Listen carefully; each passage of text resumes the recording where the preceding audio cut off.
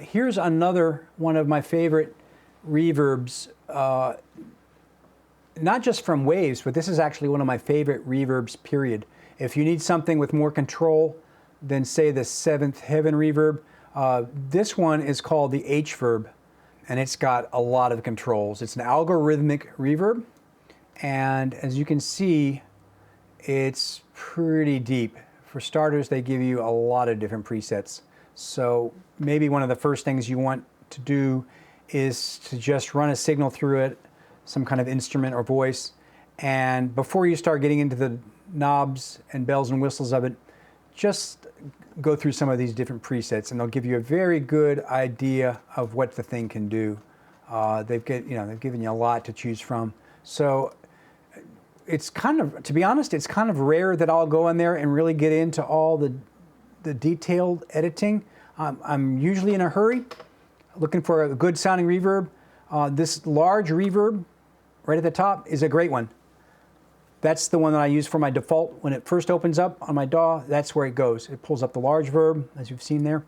And that's just a good sounding, multi-purpose large reverb.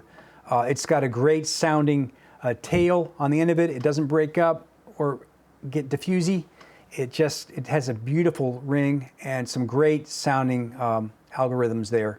It's not a sample of a room like the chambers or the plates. This is actually a different type of reverb called an algorithmic reverb. It's synthesizing a room. There was no physical room that they used. This is all done with electronic adjustments to make it sound like different sized rooms. It's a much more modern reverb than the plates or the reverbs. I really like it. Just the ability to pull it up, get a great sounding reverb, and maybe play around with some different presets. I'll pop over to a guitar room, boom. You can jump to a tiled chamber. It even emulates a chamber. Like, look at that. It's got tons you can do with it. Some of my favorite are right near the top. The halls are great. The chamber, right there at the very beginning, you've got some great sounding stuff. The drum kit rooms are great. I rarely am even going to go down here unless I'm just playing around. I'm not going to go into all the details of all these different knobs. That would be a whole video unto itself. Open up the manual or go online and you can find a tutorial video about the H-verb and how to use it. You could play all day with this. I guess the most basic control is going to be over here. You can adjust the time of the reverb by just grabbing those handles right there. You can also adjust the pre-delay by pulling that handle over there. If you want it to wait for a little bit before it kicks in, that's, I believe, the decay, and then the sustain or the reverb. Yeah, that's the sustain right there. And you can move them up or down. That's some of the controls that I will play with right there, just because they're so intuitive. It's going to be rare that I'm going to get down and actually work on these little guys down here. I'm more apt to reach for a preset and see what that gives me. Huge verb, boom. I like that. And if you wanted to adjust it a little bit, you can. But also,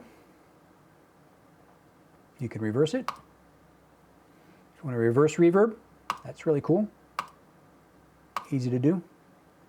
They've even give you a dynamics control. You can drop a virtual compressor on the reverb.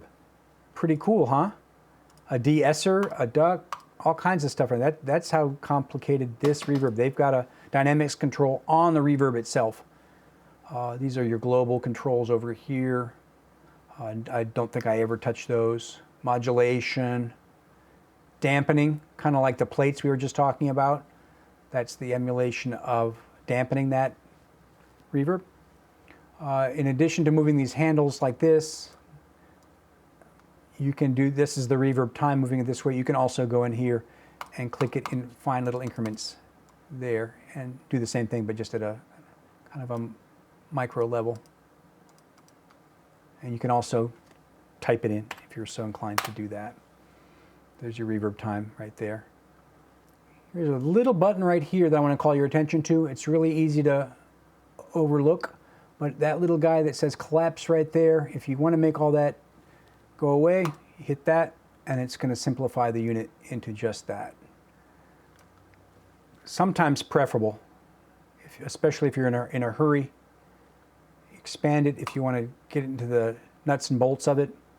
Collapse it like that, and you're just dealing with the basic controls, the pre-delay, the build-up, the size of the room, the reverb tail, dry wet, and the overall output. What happens if you click on these guys? Nothing. It's just letting you know that they're there if you want to expand it. Those are the 4 types of things you can expand and look into right there. But that makes it smaller. The H reverb from Waves, one of my favorites. Again, look for the sale. It's been around for a while, but it still sounds great by my ear. There you go, guys. I hope this was an interesting video for you and helped out with your reverb questions. If you've got any concerns or questions, just give me a comment down below. You can also look there for links to some of the products I've listed and mentioned here. You can purchase them straight from there. Lastly, I just wanted to say a big heartfelt mahalo from Hawaii.